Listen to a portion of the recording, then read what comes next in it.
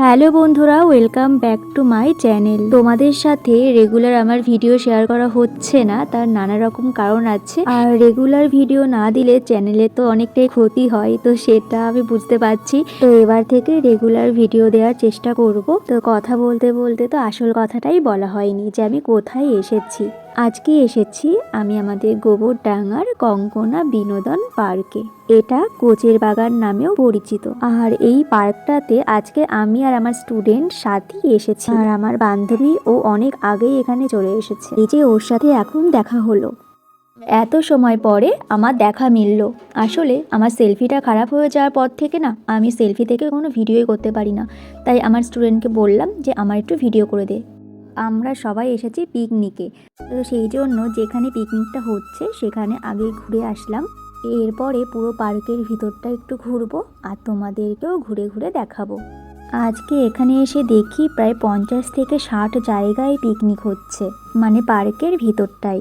এবার বলি আমাদের ফ্যামিলি কেন পিকনিক করতে আসেনি। আসলে আমরা যে দাদার কাছে আগে পড়তাম সেই দাদা পিকনিকটা করছে, সেই জন্য আমি সুনয়নী সেই দিক থেকে পিকনিকে এসেছি। আমরা দাদার পুরনো স্টুডেন্ট।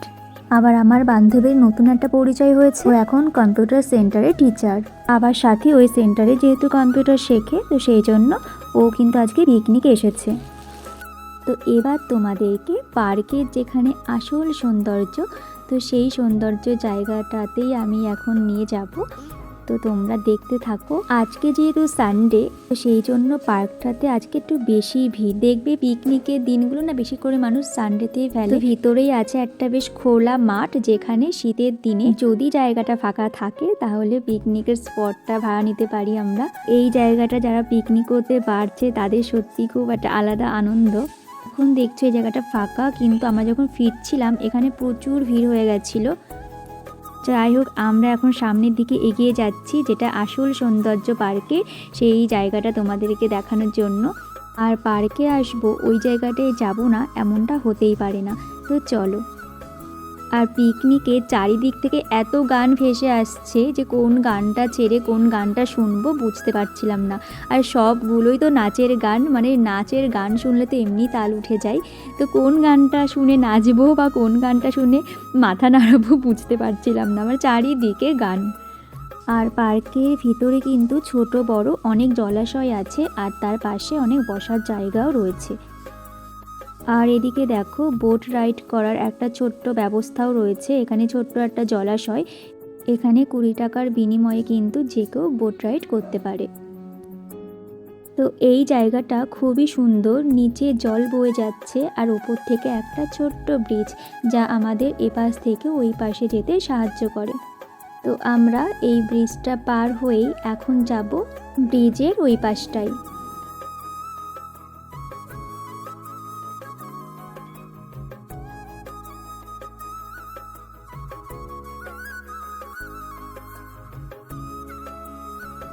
তো দেখতেই তো পাচ্ছ এখানে প্রচুর মানুষের ভিড়। অন্য সময় আসলে কিন্তু এত ভিড় থাকে না, যেহেতু এখন পিকনিকের সময় সেই জন্য এখন এতটাই ভিড়। এবার চলে আসলাম আসল জায়গায়, যেটা পার্কটার সৌন্দর্যটা বেশি বাড়িয়ে তোলে।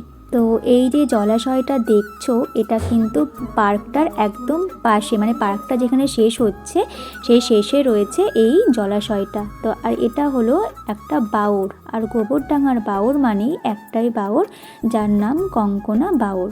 আর এই কঙ্কনা বাওরের ভিডিও কিন্তু আমি এর আগের ব্লগে দিয়েছিলাম। যারা এই পার্কে আসে, যারা জানে যে পার্কের একদম শেষেই বাওরটা রয়েছে, তারা প্রথমেই চলে আসে এই বাওরটার ধারে। আর এই বাওরটা তো একদম পার্কের ভিতরেই, সেই জন্য কিন্তু মানে সময় কাটানোর অনেক সুবিধা রয়েছে। তো বাওরের ধার দিয়ে হাঁটার জন্য সুন্দর রাস্তা আছে মাটির, আর পাশে কিন্তু বসার জায়গাও রয়েছে, যেখানে বসে সুন্দর একটা সময় কিন্তু আমরা উপভোগ করতেই পারি। তো বাওরের ধার দিয়ে হাঁটার জন্য সুন্দর রাস্তা আছে মাটির, আর পাশে কিন্তু বসার জায়গাও রয়েছে।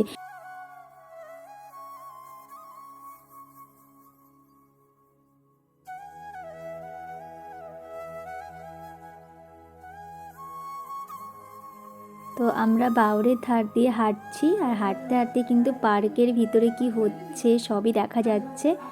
আর এখানে সবাই কি সুন্দর বোট রাইড করছে, দেখে কিন্তু আমাদেরও ইচ্ছে করছে যে এখনই বোটে যাই।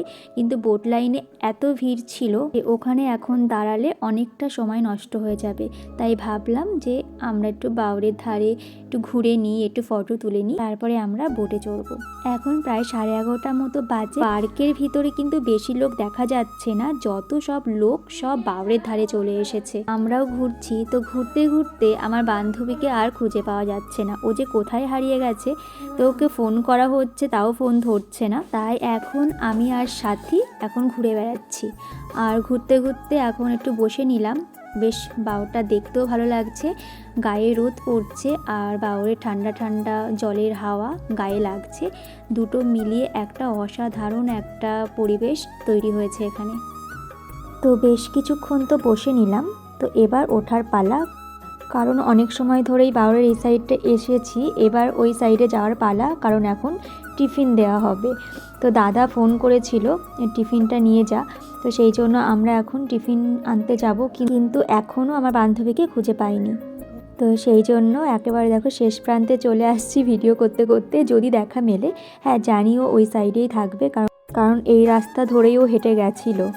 তো হ্যাঁ সত্যি ও এই দিকেই রয়েছে, আর ও এখন স্টুডেন্টদের সাথে ফটো তুলছিল, ভিডিও করছিল। তো সেই জন্যই ওকে খুঁজে পাওয়া যাচ্ছিল না।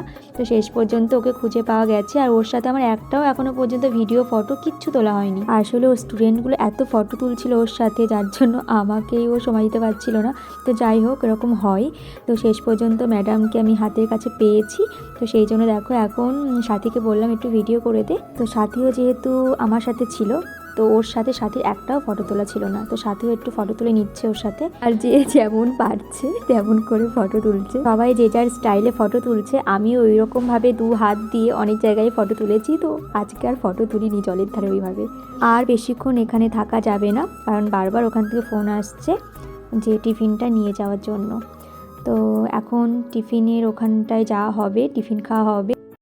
এখন চলে আসলাম টিফিন দেওয়ার জায়গায়। এসে দেখলাম সবে টিফিন দেওয়া শুরু করেছে। তো আমরাও আর দেরি না করে টিফিনটা নিয়ে খাওয়া শুরু করে দিলাম। আর টিফিন খেতে এসে দেখি 2-1টা ছেলেপিলে আবার নাচও শুরু করে দিয়েছে। ওদের নাচ দেখে আর ভালো ভালো গান শুনে আমারই তো নাচের তাল উঠে যাচ্ছিল। কিন্তু ওই যে বড় হয়ে গেছি আর ছোটদের সাথে নাচতে কেমন লাগছিল, তো সেই জন্য আর নাচিনি। যদি সেম এজের হতো তো নিশ্চয়ই নাচতাম। একটা সময় ছিল যখন পিকনিকে এসে প্রচুর নাচতাম, পুজোর সময় নাচতাম। এখন জানি না কেন সেই নাচটা আর আসে না, তবে অন্যেরা নাচলে বেশ দেখতে ভালোই লাগে। তো আমার বান্ধবীকেও এদিকে ওরা টেনে নিয়েছে, ওদের ম্যামকে নাচাচ্ছে, কিন্তু ও নাচতে চায়নি। দেখো নাচেও নি, ও জাস্ট এমনি একটু হাত পা নাড়িয়েছে, চলে এসেছে, হাসছে, ওই রকমই।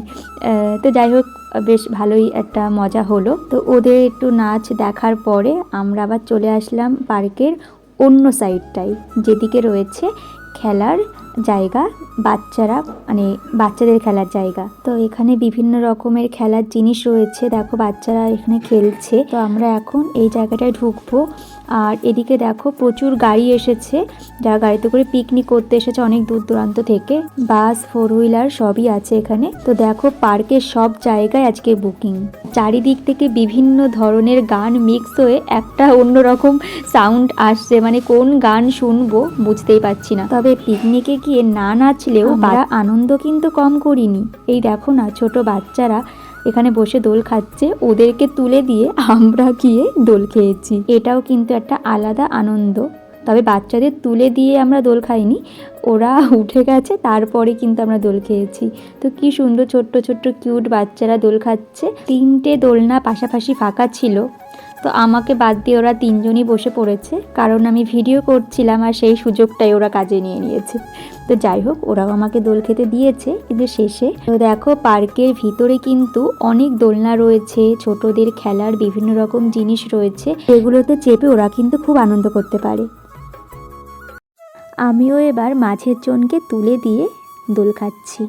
বয়সটা কিন্তু কম হলো না। বয়সটাকে যদি আমরা কেবল সংখ্যা হিসাবে দেখি আর শরীর যদি আমাদের সাথ দেয়, তাহলে কিন্তু সব আনন্দ আমাদের হাতের মুঠোয়। তো আমার দোলনায় চড়তে খুবই ভালো লাগে, যখনই পার্কে আসি এইভাবে দোলনা চড়ি। তবে বেশিক্ষণ আর চড়িনি, কারণ বাচ্চারা ওয়েট করছিল কখন আমরা নামবো। তো আমরা নেমে আসলাম। আর এইদিকেও দেখলে তো কতগুলো দোলনা রয়েছে, প্রচুর দোলনা। দোলনা চড়ার পরে মনে হলো যে এই স্লিপটাতে চড়ি। আমি রোগা বলেই এখানে চড়ার সাহসটুকু পেলাম, ওরা কিন্তু পাইনি। আর আমাকে দেখে দেখো এই ছোট ভাইগুলোও শুরু করে দিয়েছে। ওরা কিন্তু কলেজে পড়ে, তাও দেখো ওই যে আমি উঠেছি সেই জন্য ওরাও উঠে পড়েছে। আর ওরাও দাদার পিকনিকে এসেছে। তো ওখান থেকে আনন্দ করার পরে চলে আসলাম এই জলাশয়টার এখানটায়।